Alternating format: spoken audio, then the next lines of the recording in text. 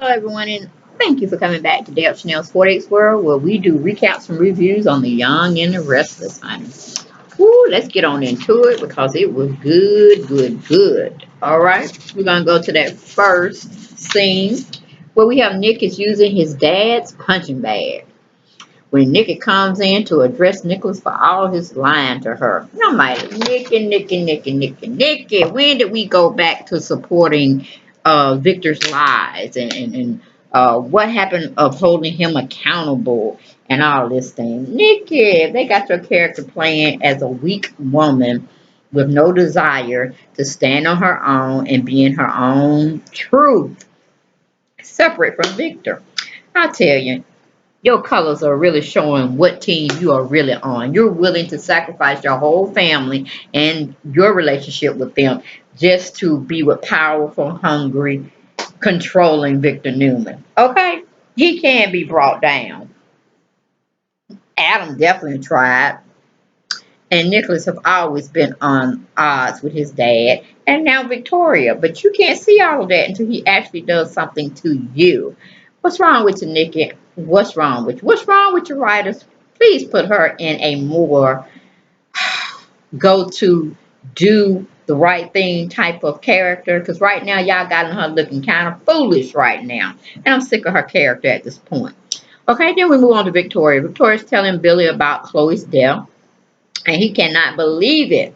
But Victoria's not telling Billy what part Victor played into this um, per diem or paradigm, or paradox, I should say. Really, a Bermuda Triangle, how all of them are still protecting Victor and his actions. I mean, come on, Victor is Satan incarnate. He's going to continue to do what he do when he wants to do it, and that is pretty much it. I'm like, nobody's calling him out. Nobody's wanting to challenge him. Only Nicholas. Nicholas is the only one that really don't give a shit. He don't care what he have to lose. He just want to keep his sanity, and he wants to live a normal life. If he has to give up all his riches and status in the community, so what? He just don't want to be a carbon copy of his father. He's sick of it. And he's basically trying to tell his mother, come on, pull up. You're too old for this shit. So then we go to Victor. Victor is surprised to see Abby in his office. Abby is happy, or she's trying to confess to clear her soul, okay, to her dad about her underlying dealings she did. Victor knows Abby's going to spill the secret she's been keeping from him. He said, yeah, I already know you got a secret. I just don't know what it is, but you can go on and tell me so I can stop trying to have people follow your behind. But then we move on from there. Jack and Phyllis are discussing business, and Phyllis um, doesn't like him acting so arrogant. And she even calls him out on it. So you acting just like your mom. And he doesn't like it, but he's like, okay, whatever it is. And we have Ashley wants to know what Grant relationship is with her mother. They're at the club having, well, they just sitting down. I can't say they're having drinks, but they're just being cordial to one another. And then Grant is taken back about her forwardness, and he's surprised at Ashley coming straight out, telling him something like that, or asking him something of where he stands or what is his part he plays in her mother's life. Go to commercial, come back. We have Kevin that's over to Paul's telling him what Chloe and Nick did and why Chloe is dead. Well, I'm sorry, Kevin is telling Paul what Chelsea and Nick did, resulting to Chloe's taking her own life. Okay, then Paul is asking what, when, how, where, all the specifics about Chloe's death. He's wanting all the details. Then Kevin gives Paul all the answers that he knew from what Chelsea and Nicholas gave him. But he tells Paul if it wasn't for Chelsea and Nicholas running after Chloe, trying to find her, this, that, and that, she wouldn't have committed suicide. But I'm like, weren't you, Kevin, also trying to find her? What methods were you using? Okay. So either or, Chloe was just scared of going to jail. Okay, she didn't give one hoots over a rat's ass of what she did to Adam, if allegedly he still is dead. And not just sitting around there somewhere twiddling his thumbs on waiting to come back.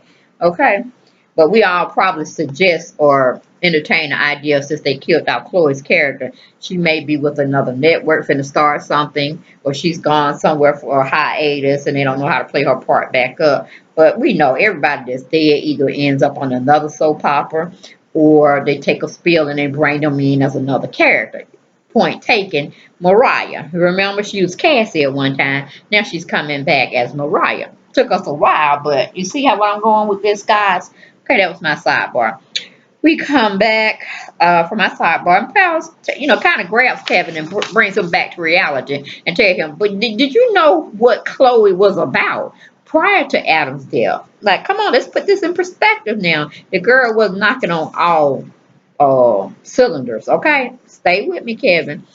And Kevin realized, okay, y'all might have overspoke some of the things, but we know she was unstable, but they didn't have to hound her like a dog. I'm like, yeah, Kevin, she left so abruptly, and all the evidence was stacked against her.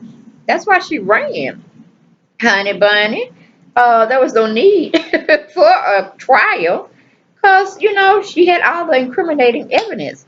The only other thing she would do was to incriminate Victor Newman. But we know how that can go because she tried to play, ball with him before. And he already told her, if he go down, she definitely going down, but he going to go down, fighting. She has no money or power to assert anything. And 9 times out of 10, he'll get back out of jail, but will she? So Claire didn't really want to go there with Victor. Of course, nobody really wants to challenge the Almighty, think he's God, Victor Newman in General City. Oh, no, no, no. He is like the king in that state. Then we move on from there. We have Billy's trying to understand why Chloe took her own life. He feels a fool that he felt that she was solid enough to be released, excuse me, from jail or the insane asylum. She was being held in a medical facility for the mental ill, however you want to picture that or put it in perspective. And Victoria's like, don't blame yourself. It just is what it is. Chloe gave up. She sought the only idea of saving herself because that's basically what she always thought about herself. Her feelings, this, that, and the other. She didn't care about Bill. She didn't care about Kevin. She just wanted revenge for Delia. And she got it now. Supposedly, all three of them are dead now. Okay. Now, what did she really get out of it, y'all? What did she really get out of it? Then Victoria tried to blame herself for giving up on Billy and their marriage through all of this. So both of them trying to blame each other. Well, they both trying to bring themselves on the situation when nothing happened. It was just victim. We can't forget about the common denominator, Victor Newman people. We just can't do it. But they always try to blame themselves in the situation instead of just going to the piece de resistance or where the shit already always started from. Okay? But then we go to Nicholas. Nicholas is trying to explain to his mom that he only wants a true, loyal, and honest relationship with a woman, which happens to be the woman in his life, Chelsea. He don't want to have a relationship like she has with her daddy, full of lies, scheming, deception. And now we can add to our repertoire murder. I don't want that. That's what Nicholas said. I don't want it. I don't want to be a party to none of this mess. I'd rather have little than lots any day and be connected with my daddy and his misfortunes. He's always trying to bring on himself as well as the family. And we always suffer. And he still goes on all willy-nilly doing what he want to do. And that's what Nicholas was saying. I'm like, go ahead, Nicholas. Go ahead, honey. Put that in perspective. Drop your riches and go be a pauper. That's what I'm talking about. Love the soap guys, if you could tell. Anyway, we leave that situation. We go to Sharon. Sharon finally gets her final divorce decree papers from the attorney's office that was filed in the court system in Genoa City. And she's kind of, putting things in perspective and trying to move on with her life. And of course, Scotty is there watching all this of those. And she goes on to take her little ring off and put it in her purse and this, that, and the other. And pretty much trying to say, hey, I got a new life to start, and I'm willing and waiting to start it with you, honey. And, that was from Dylan, because she had to let him go because he had to go incognito. So he don't end up dead somewhere. Okay. She shows the papers to Scotty. Both of them feel like she deserves a fresh new leaf on life, and they're both willing waiting anxiously to get into that. Then we have Victor tells Abby he knows about her keeping a secret from him. Abby explains to what degree she did it. She did it with the Newman's company funds, and um, she wanted to give it back because she felt so guilty about it. But she didn't tell him the other piece of it that really would have made Victor angry and probably did fire her just to, make her toe the line again. But she didn't tell him she went into partnership with her Uncle Jack, which is another entity. Okay, he can't stand Jack either. That's his arch nemesis, as well as Jack feel the same about Victor. Um, and she asked her dad, should I clean out my office and this, that, and third? And I would have said, hell yeah, clean it out, shine it up, and good riddance to you. I'll see you at family reunions or when I want to come see you or you want to come see me at home. But don't ever step foot in my office complex no more. Okay? But then I would have made her think about why she did what she did. Then I would let her come back after she done convinced me she would never do that again. And he goes on to apologize to her basically about going on taking Victoria's side instead of just rethinking everything. But he was mad because he said you should have fought more harder for your idea, and maybe I would have thought a little different. But I'm glad you put the funds back. I'm glad you did, and you seem like you did it with interest. So I ain't mad at you, girl. I ain't mad at you. Then he goes and explain to her how many people had did pretty much the same thing, but they wouldn't admit to it even after they got caught, and he didn't get none of his money back from those tramps. But anyway, we go to him also telling her, I applaud you for your guts to come to me. I'm like, Victor, why would she have to have guts? You're her father. Anything, kids are gonna mess up because they only see what they want to see. But we see you still playing that song and dance. You call all the shots, you make all the decisions, and that just is what it is. But when I guess you got money like that, you can't control other people because this world is all about the mighty green dollar, the paperbacks. You know what I'm saying? So yeah. Money walks, bullshit talks. Okay. Well, no, I'm sorry, I got the back. Money talks, bullshit walks. Okay. But anyway, he tells Abby he's very, very sorry for dismissing her idea, and he wants to acquire that startup companies. I'm like, can your children have anything on their own besides adding it to the umbrella of Newman? Because it becomes property of Newman. Okay. And if they want to do something else with it that you're not in total agreement with, you're gonna make them pay for it. Same thing with Brash and Sassy back in the day. Can't your kids have anything on their own? Nope. I guess not.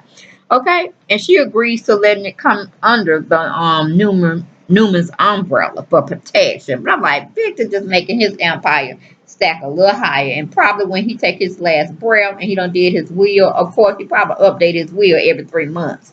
All right, or probably every week when his kids get on his nerves, or who getting what and who's gonna be cut out. Oh, but we're leaving on from that situation. We go to small talk. It's going on between Scotty and Sharon, still at Crimson Lights, or whatever they call it these days. Then we got small talk still going on with Phyllis and Jack. Uh, Phyllis is getting on Jack for liking the actions, the negative actions that all the venom being spilled on her by his mom. He kind of like, okay, good. My mom took up. But man, like, Jack, you too old for this shit. You too old. Okay, you should be taking up for your mom because she definitely needs it with that Grant fella. Okay, then we have Paul. Paul is listening to what Kevin is telling them about Chloe and everything surrounding her death. Paul reassures Kevin he's there for him. He even give him a hug and stuff. Then we got Kevin tells Paul he needs justice for Chloe, and he tells Paul he cannot get that from him. So he just pretty much bounces out of the office. Then we go back to Nick, and Nick is trying to talk to Nicholas about forgiving his dad to not tell everybody the truth. And Nick is, she just acting like a fool. She really is. She loves Victor more than she loves herself, and that's not good. Okay, that's not good. And because she loved Victor more than she loved her children and her grandkids from how she's displaying her actions. Then Nicholas just walks out like shaking his head like, Mom, I can't with you no more. I can't. You like talking to a dead wall, a brick. And I'm just through. You acting too stupid and you looking stupid. So he bounced, meaning walk away. Then we have small talk going on with Victoria and Billy about Chloe. When Phyllis shows up at the office trying to, I have no idea because I don't know why she there. She always seemed to be walking up, down. Now they need to be in a total different building because it's just too much. She gets into it with Jack. She just walked down a few steps or goes down on the elevator, and then goes to see Billy. I mean, it's ridiculous. Then we have Victoria leaves so that they can have their quiet time amongst each other because she did come down there for something. And, Victoria's just like, man, if it weren't for my dad, I would have my husband. But I'm like, no, that's just the writers. Because for me, you would be suffering with Billy, going through all the nicks and nannies and the cracks and the crannies about marriage because you just don't give up on marriage because you just like, if it ain't no really infidelity going on, then just try to stick with it, as much as you can. Get counseling, spiritual counseling, all that kind of counseling, okay? But, of course, she wants to blame her dad. I'm like, y'all have your own minds. Do what you feel you need to do, not what your parents feel you need to do. You can take the information that they give you or their response on how they take their perspective. You can take with a grain of salt, evaluate as much as you want, but they're not to be all it all, honey. That's the Lord for me. Okay, moving on. That's my sidebar. I'm sorry about that, guys, but y'all know how I get off. Okay, and then Ashley and Grant are talking about Dina. Ashley asked Grant about her mother's medical condition. Is she dying? Is that why she's there?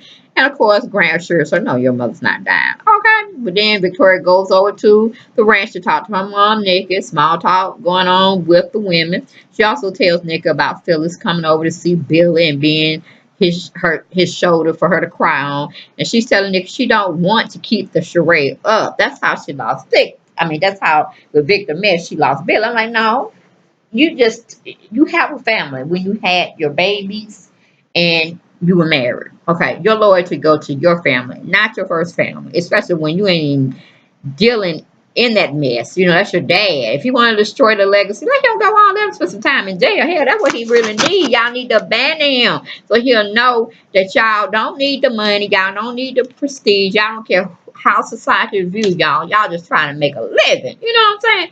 Something to that effect.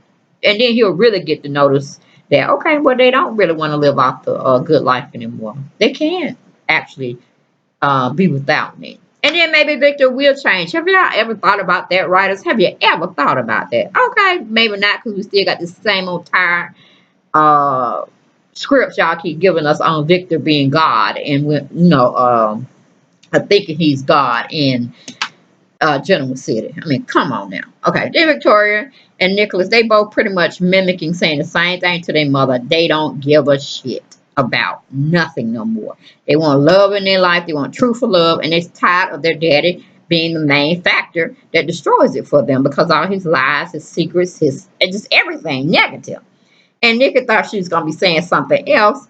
I'm like, Nikki, no, they're not saying what you want them to say. Only you're saying this shit. And then Victor is definitely got you all together where you think only of him. And that's sad that you've gotten to that point. I'm tired of the writers having the same boring ass storyline that we just keep seeing even as you get older as a human being and you still focus like this.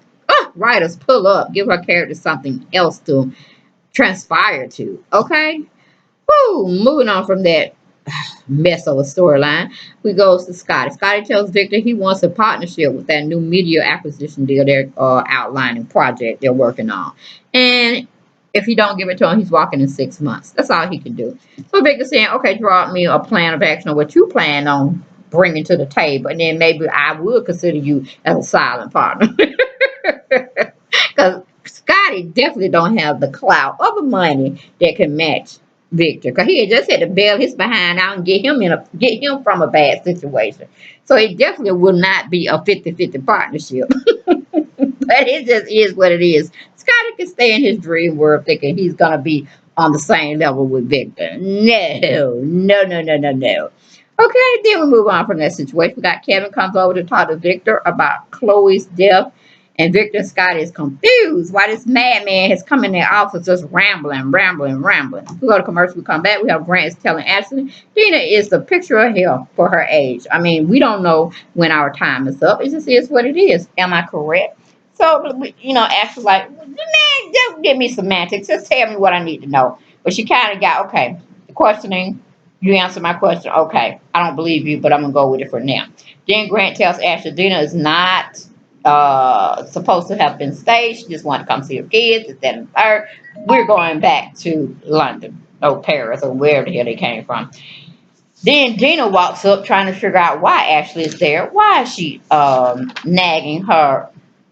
I don't know who he's supposed to be in her life. I really don't. Her companion. But ain't nobody believing that mess. Okay.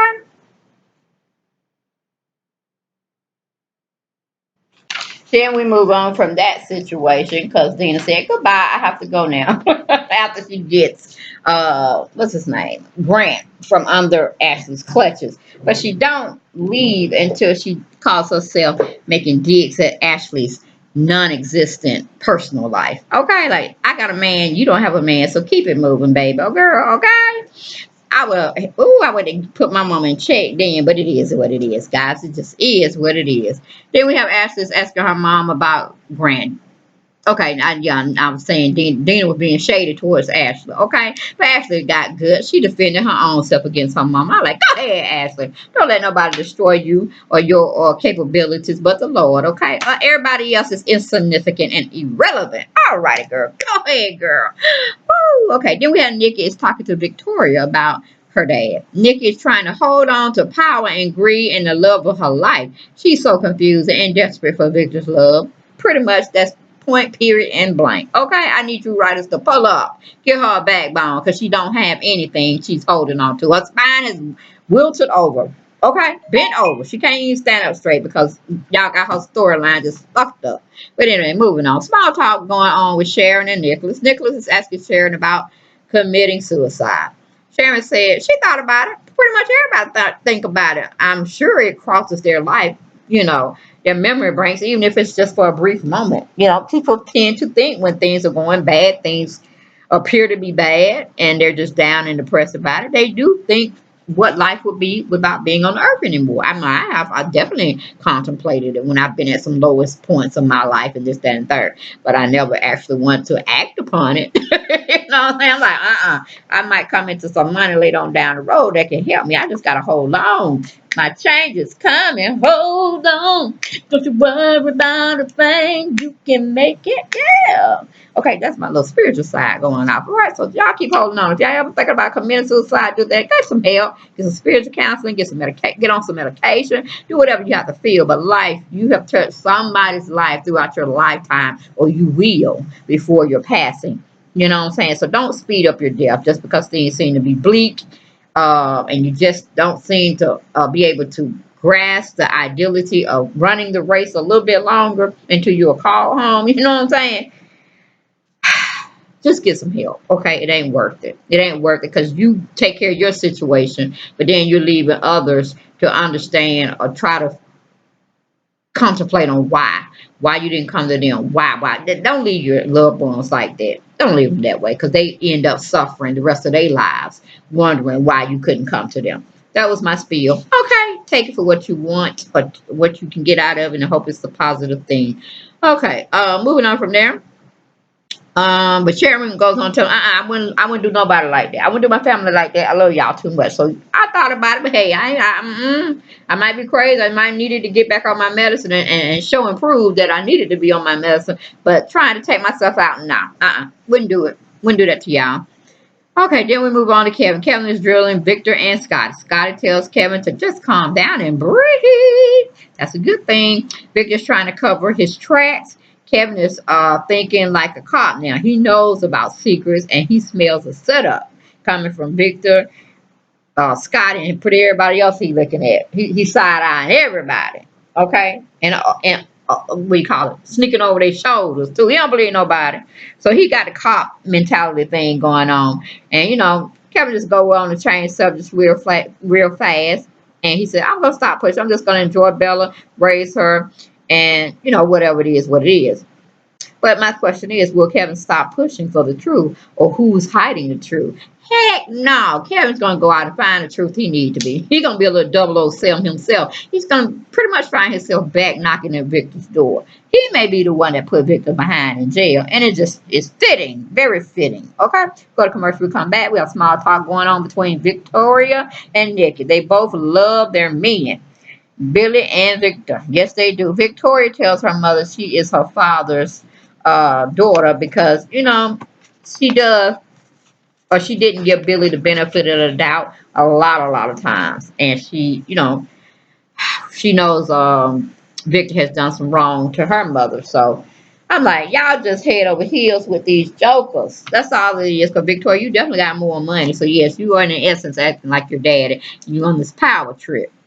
And Nikki, I just don't know. You just don't want to leave everything. Because you said that even if he bought or erected a building for you in your name, you still wouldn't pay him no attention and you wouldn't go to the charity event or the signing of, or what do you call it, cutting the ribbon of the new building. But not only are you doing that from which you said you wouldn't do, hypocrite, you're going around, liar, you're going around and going to perform as well. So I'm like, where is your sensibility and where is your truth at, writers for Nikki? Where's her truth? Because y'all just got her stepping all in her shit and not trying to own none of it. Okay? Because I'm like, it would be very cool. He bought the building for you. He would do his own ceremony. He would be cutting the cord, and you would be playing sick like you said you would do.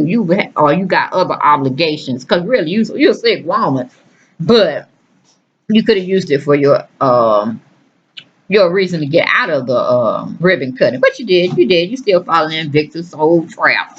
Okay, then we move on to Phyllis is a listening ear for Billy. Billy's talking to Phyllis about moving in together. I'm like, what? What happened to get married? What happened to a proposing? What happened to an engagement? Nope, you relish Jack. Okay. Abby's telling Jack she told her dad about the truth, or at least half of it, but not all the truth. And, you know, Jack is just like nowhere with that. Not really. Because he has some underlying things he wants to do with that company as well. Then we got Dina comes into her room to find Grant, trying to gather her stuff up. And she's asking why is he in her room? Why is she touching her stuff? And he's like, we got to go with the plan, this, that, and third. She's like, no, there ain't no plan. I plan on staying here. So I don't know what she grabbed, but Grant grabbed her arm and started pressing on it. She started aching and hollering when, because it was giving her pain. And then Ashley walks in upstairs and finds them both arguing with one another, and they look surprised that she's there. She startled them. Then we go to commercial. We come back. We got Dina is trying to clean up the charade, but Ashley's not buying it. Okay. Then we got Kevin realizes Bella needs to be his only priority, and nothing else matters. So he's not trusting Victor or Scotty. Then we got Victoria tells her mom she's tired of losing because of her dad and him acting crazy with all his lies and deceptions. Then we have Phyllis says yes to shacking up with Billy. And I'm like, Billy, you're not thinking again. You're not even consulting Victoria. And you just a hot mess, Billy. You never do anything. You should consult first, handle one situation prior to taking on another thing, because Phyllis is definitely into you. Okay, you just going between both women. So y'all, that was Young and the Restless for June. What was it? First, I believe it was. No, June 2nd, Friday. All right. Hope y'all enjoyed the recap and review, and I'll talk to you for more than likely the bold and beautiful I still got to do. Other than that, I will see you on Monday for one of the stories, recaps and reviews. Have a great weekend, guys. Bye bye.